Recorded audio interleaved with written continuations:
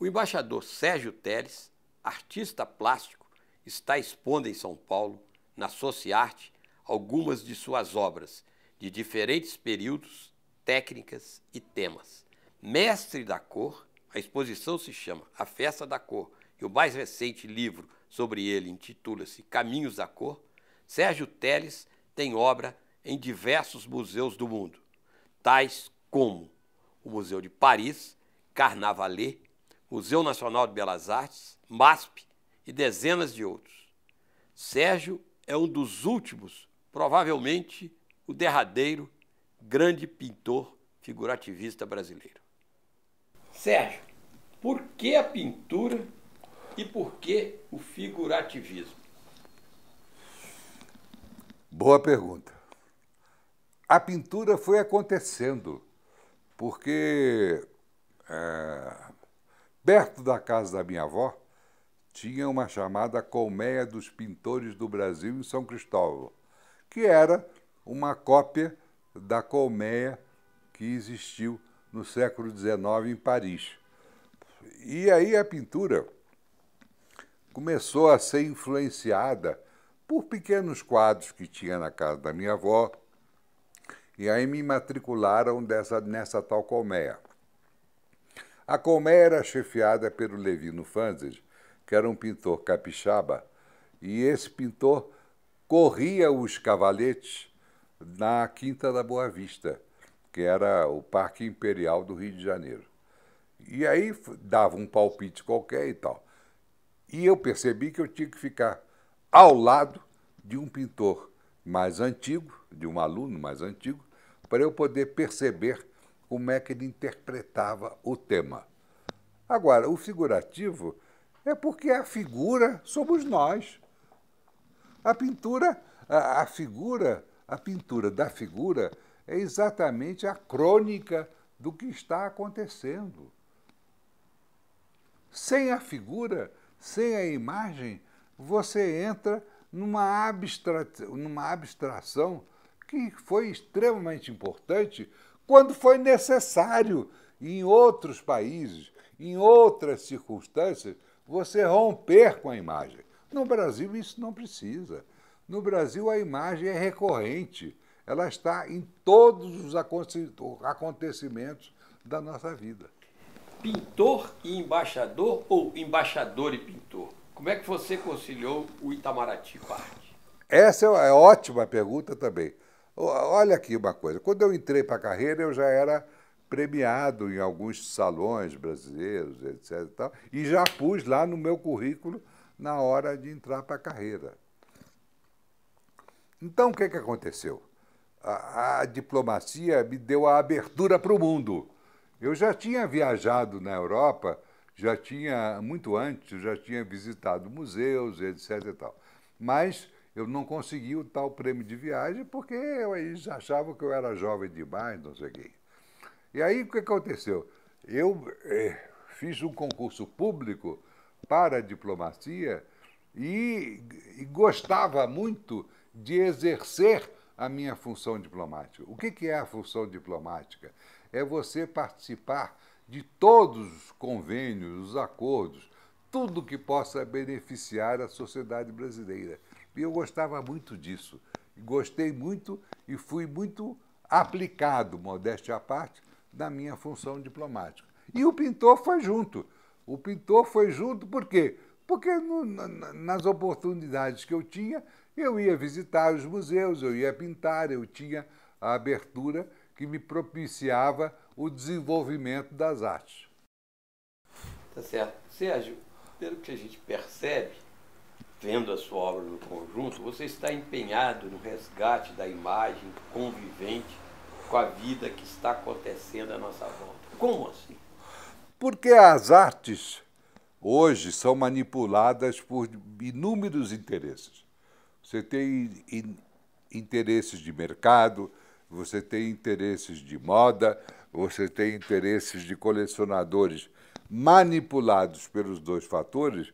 Então, o que me preocupa é que as artes estejam se distanciando da preocupação de refletir a vida.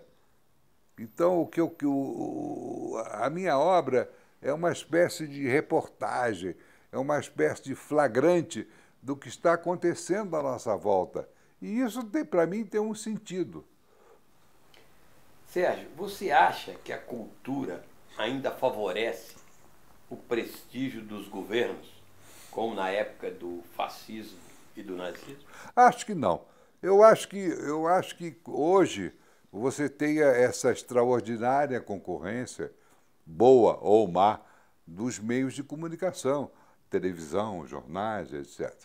Então, se nós nos reportarmos há 50, 60 anos atrás, você tinha, por exemplo, o cinema, não é? O Hitler usou e abusou do cinema em benefício da sua glória. O Mussolini é a mesma coisa. Em simultâneo, o nosso Getúlio favoreceu inúmeros artistas de toda sorte, músicos, pintores, arquitetos, etc., e até escolas de samba, né, para que o seu governo tivesse algum apelo popular. Hoje, eu acho isso absolutamente impossível. Sérgio, nesse resgate que você procura fazer, digamos, de uma arte mais convivente com a vida que está acontecendo, qual a importância que você dá à contribuição das escolas de belas artes na formação dos alunos para uma profissão, ou seja, até para a própria arte? Olha, eu acho que hoje, num país que é prioritariamente musical, literário, a pintura ficou muito marginalizada. Então, acho que a pintura hoje é um subproduto da cultura. Então, você tem, como é que é? Desculpe, qual é que foi? É sobre a importância das escolas de... As escolas de belas artes também são manipuladas. As escolas de belas artes hoje se constrangem, elas têm medo de ensinar desenho. Elas acham que isso é anacrônico. O que elas querem ensinar, eu não sei o que é, mas o fato é que a imagem, o desenho, a estrutura, a composição, tudo isso parece-me que ficou meio secundário. Sérgio, como figurativista, vendo os movimentos artísticos atuais, o que você pensa? Você pensa que a pintura está no labirinto ou ela está apontando outras saídas? Não diria crise, mas pelo menos um labirinto? Essa é uma boa pergunta, Zé Márcio.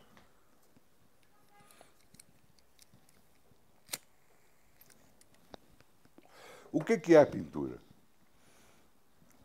A pintura, durante séculos, milênios, ela buscou uma série de valores. Não é? Se você pegar o século XIX, século XVIII, você tinha cânones. Esses cânones eram a valorização de temas bíblicos, arqueológicos, históricos, e tudo isso gerou um certo imobilismo nas academias. Agora, se você hoje procura uma estrutura, como você diz aí, como é que é? Na atual pintura moderna, O que é pintura moderna? contemporânea? Pintura contemporânea, tudo isso é uma questão de superposição de interesses. Então você tinha uma pintura acadêmica que era uma pintura descritiva, que ficava muito restrita ao desenho e aos tais temas impostos pelos padrões oficiais. A modernidade tentou romper com isso, mas não muito. Porque os grandes pintores, por exemplo, se nós formos aos impressionistas, os grandes pintores que pretenderam romper com os cânones acadêmicos Eles queriam simplesmente retratar o cotidiano. Era a praia, era o bar, era o restaurante, era a vida acontecendo sem restrições temáticas. E isso, obviamente, incomodou, mas todos eles queriam participar dos salões oficiais. Porque se não participasse dos salões oficiais, eles não tinham nem medalhas, nem encomendas e nem o interesse dos colecionadores. Sérgio, no texto que escreveu... Respondi ou não? Respondeu. No texto que escreveu para Os Caminhos da Cor, o poeta e crítico Ferreira Goulart diz que a arte hoje se preocupa apenas em fazer o que nunca foi feito, ou seja, talvez até em reinventar o que não existe. E que está havendo uma destruição das linguagens artísticas. Você concorda com essa opinião do Ferreira Goulart?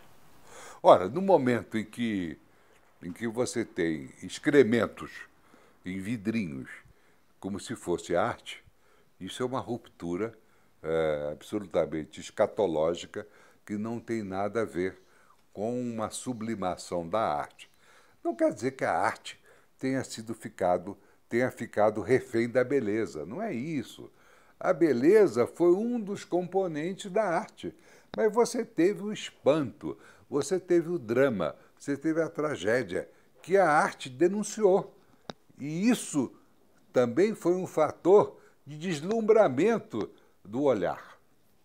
Sérgio, como é que você define a cor, que é a marca, não diria maior, mas é a marca da sua obra? Já basta ver os títulos de livros e de obras suas. Como você define a cor e o que é a cor para você, para a sua pintura?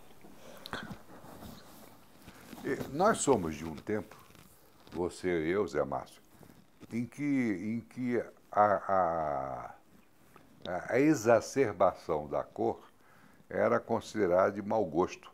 Era a história dos oratórios barrocos, era a cor dos letreiros das feiras populares.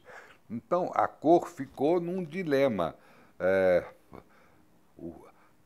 A cor não podia afrontar a veladura. A veladura era você pintar e depois você vinha com uma mistura de preto, de verniz e de carmim para esbater o brilho da cor. Eu acabei com isso. Eu tirei a veladura, não é? O que me preocupou foi que a cor, de alguma forma, fingisse alegria. Mesmo nos seus quadros, digamos, mais sombrios, você procura isso? Os meus quadros mais sombrios ficaram no meu começo, porque antigamente você tinha que fazer um fundo marrom para as naturezas mortas, para isso, para aquilo, os fundos mais escuros para realçar o primeiro plano. Hoje tudo isso está misturado. Então a minha preocupação é que a cor exalte essa suposta alegria de viver.